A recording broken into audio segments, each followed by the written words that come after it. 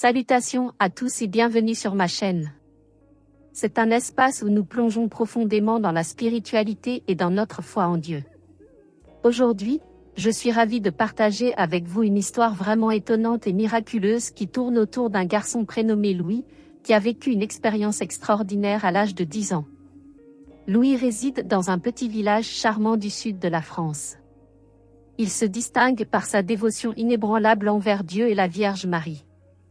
Chaque jour, avec une ferveur palpable, Louis se livre à la prière et accompagne sa famille lors de ses visites régulières à l'église. Cependant, ce qui rend Louis encore plus spécial, c'est son don unique, la capacité de percevoir et d'expérimenter des choses qui dépassent la compréhension de ceux qui l'entourent. Louis est profondément convaincu que Dieu l'a choisi pour accomplir une mission d'une grande importance, bien que le but exact de cette mission demeure enveloppé de mystère. Tout d'abord, je vous demande gentiment de vous abonner à notre chaîne et de mettre un « j'aime » à cette vidéo, car cela nous permet de diffuser nos messages de foi à un public plus large. Louis est né au sein d'une famille humble mais extrêmement honnête, qui travaille inlassablement pour progresser dans la vie. Malgré les difficultés économiques auxquelles ils font face, Louis bénéficie du soutien indéfectible de ses deux frères aînés, qu'il aime profondément et contribue activement à son éducation. À l'école, Louis se distingue non seulement par son intelligence aiguisée, mais aussi par sa gentillesse envers ses camarades. Son amour pour la nature, les animaux, la musique et le football lui apportent de la joie à chaque instant. Louis est un enfant joyeux et reconnaissant, caractérisé par son attitude positive et sa volonté constante d'aider ceux qui l'entourent. La Vierge Marie a révélé à Louis des choses incroyables et terribles concernant le destin du monde. Elle lui a dit que le monde traversait une crise profonde due au péché et à l'éloignement de Dieu. La Vierge Marie a exprimé que l'humanité était devenue aveugle et sourde à la voix de Dieu, suivant les fausses lumières du monde telles que l'argent, le pouvoir, le plaisir et la violence. Elle a averti que ces choses ne mènent qu'à la mort et à la destruction, et que le monde se dirigeait vers une catastrophe sans précédent. La Vierge Marie a parlé de guerre, de famine, d'épidémie, de tremblements de terre, d'éruptions volcaniques, d'inondations, d'incendies, d'ouragans et d'astéroïdes. Elle a averti que ces calamités toucheraient toutes les nations du monde, sans distinction de race, de religion ou de culture. Des millions de personnes mourraient de manière atroce et beaucoup souffriraient d'horreurs inimaginables. La Vierge Marie a exhorté Louis et l'humanité à se convertir à Dieu, à suivre ses commandements, à prier, à faire pénitence, à jeûner, à se confesser et à recevoir l'Eucharistie. Elle a souligné l'importance d'aimer Dieu par-dessus tout et son prochain comme soi-même. La Vierge Marie a souligné la nécessité d'être humble, miséricordieux, juste et pacifique. Elle a affirmé être la mère de Dieu et de tous les hommes, intercédant constamment pour l'humanité devant le trône de Dieu. La Vierge Marie a indiqué qu'elle était venue en aide à ses enfants pour les avertir et les consoler, et qu'elle avait déjà donné de nombreux signes et messages dans diverses parties du monde, qui avaient été ignorés ou rejetés. Elle a affirmé que c'était la dernière mise en garde et qu'après il n'y aurait plus de possibilité de salut.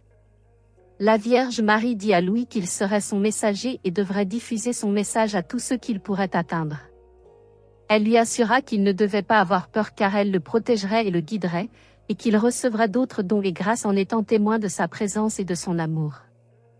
Louis resta silencieux, les larmes aux yeux, remerciant la Vierge Marie pour sa visite et son message. La Vierge le bénit et lui dit, « Louis, mon enfant, je te confie mon cœur immaculé, où tu trouveras refuge et paix. Je te confie mon chapelet, avec lequel tu pourras vaincre tout mal. Je te confie ma promesse que je serai avec toi jusqu'à la fin. Je te confie mon espoir que nous nous retrouverons un jour au ciel. Je te confie mon baiser qui t'accompagnera toujours. » Ensuite, la Vierge disparut et Louis se retrouva seul devant la statue. Louis se dépêcha de rentrer chez lui pour tout raconter à sa famille et au curé. Il savait que sa vie avait changé pour toujours et qu'il avait une grande responsabilité. Louis savait aussi que la Vierge Marie l'aimait et qu'il l'aimait de tout son cœur. C'est l'histoire de Louis, le garçon qui a parlé à la Vierge Marie. Une histoire saisissante, émouvante et passionnante. Une histoire vraie qui peut aussi changer votre vie.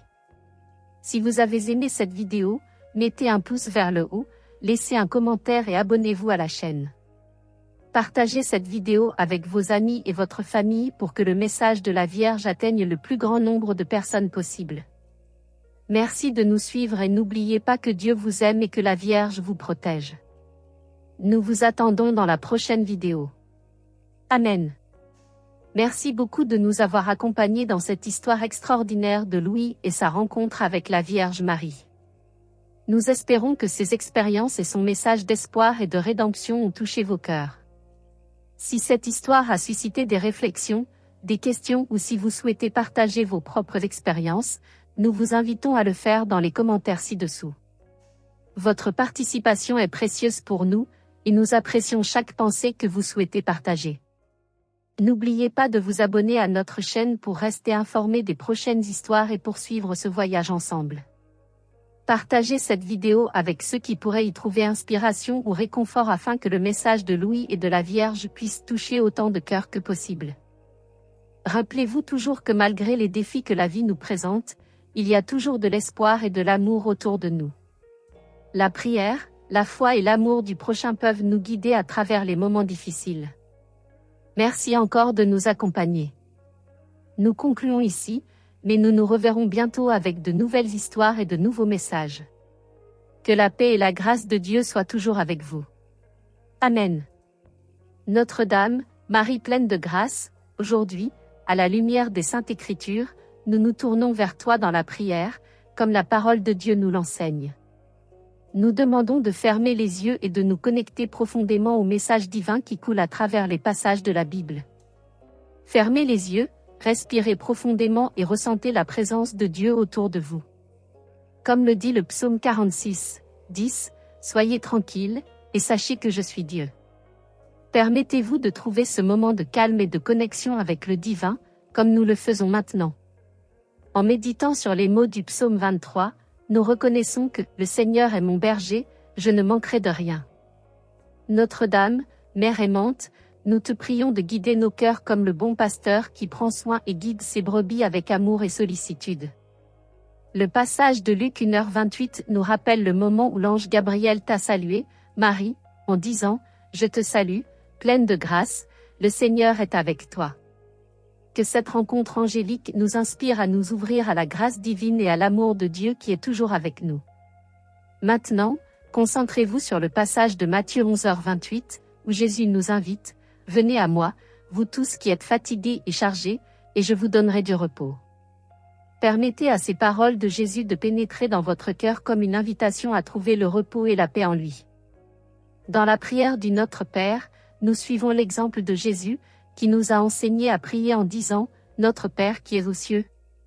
Prions ensemble cette puissante prière, nous connectant à Dieu comme notre Père aimant. Enfin, méditez sur les paroles de Jean 14h6, où Jésus affirme « Je suis le chemin, la vérité et la vie, nul ne vient au Père que par moi ». Reconnaissons que Jésus est notre chemin vers la vérité et la vie éternelle. Confions nos vies à lui et cherchons sa guidance. Notre-Dame, intercesseur fidèle, pendant que nos yeux sont fermés, permettez-nous de ressentir la présence divine et de trouver réconfort dans les Écritures. Que cette connexion à la parole de Dieu renforce notre foi et nous guide dans notre cheminement spirituel. Amen.